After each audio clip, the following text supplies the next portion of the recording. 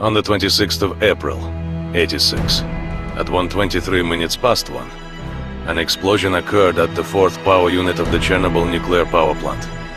The nuclear reactor was completely destroyed. Fires started in various rooms and on the roof. The fire inside the reactor, the fourth power unit, continued until 10th of May. The graphite was burning, and it was emitting radiation. Every second, radioactive substances were emitted into the atmosphere. The local population was evacuated. An ecological disaster zone formed around the nuclear power plant. On 10th of June, 2006, another accident occurred in the exclusion zone. The soldiers guarding the perimeter were killed, and the exclusion zone turned into an anomalous zone.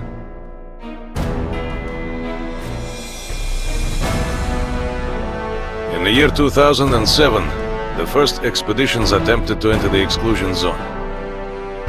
Those who survived and were able to return discovered objects with unique properties in the zone, which were called artifacts. Because of the great value of the artifacts, the perimeter of the zone was taken under increased protection, and the opportunity to make a quick buck attracted adventurers and bandits to the zone. A real gold rush began. Stalkers, among the anomalies, were able to pave the way from the south to the north of the zone, right under the Chernobyl nuclear power plant. They established a modest life and even trade. The military ceased to be an obstacle to the extraction of artifacts, but became part of the general process, letting everyone in and not letting anyone out of the perimeter. In the year 2021, the attention of scientists was drawn to the eastern part of the exclusion zone. A surge of anomalous activity comparable to the emission of 2006, but significantly smaller in scale, was recorded.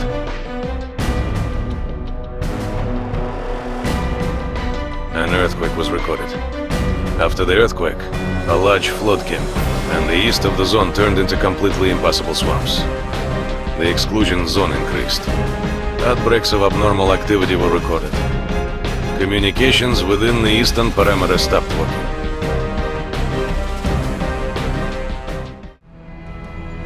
Local residents. Wild and domestic animals were cut off from the mainland and were forced to survive in the current conditions.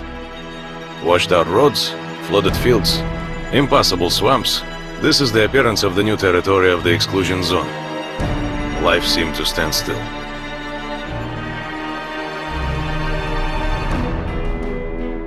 Experienced stalkers were in no hurry to explore new territories. But unique artifacts brought good money. Despite the risk of dying, the number of those wishing to try their luck grew every day. And the property left in cities and villages attracted marauders and various scum. The watery wasteland sparkled with colors.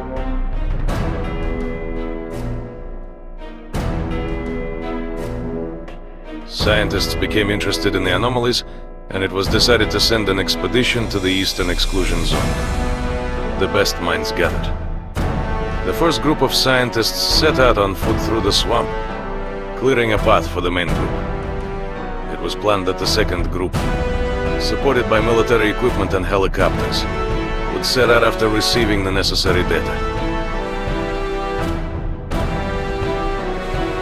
Veteran stalkers did not want to take risks. There were few of them. Besides, the experience gained earlier was now of no importance. Everything was new, hostile and different.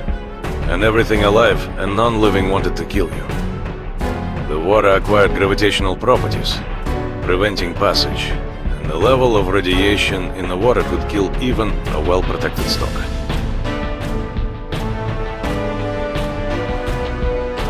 The first group of scientists came to the conclusion they were not just in a zone of anomalous activity, but right inside an anomaly, comparable in strength only to an emission. Heavy water, an environment hostile to humans, was very friendly to the living world.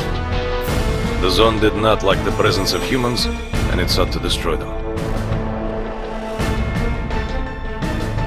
After sending the last signal with data on the conducted research, the connection with the group was interrupted.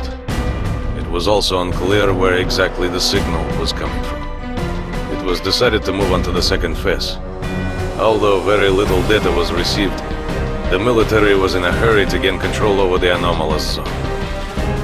Mobile laboratories on helicopters, with groups of scientists, went into the depths of the anomalous zone. Getting into the zone was difficult, but getting out of it was even more difficult. The guide knew the way through the old bed of the underground river. It was through it that he led newcomers to the eastern part of the zone. The fee was not high. The path was one way. The exit from the zone was only through a military checkpoint. But who cared when all the riches of the zone lay at your feet?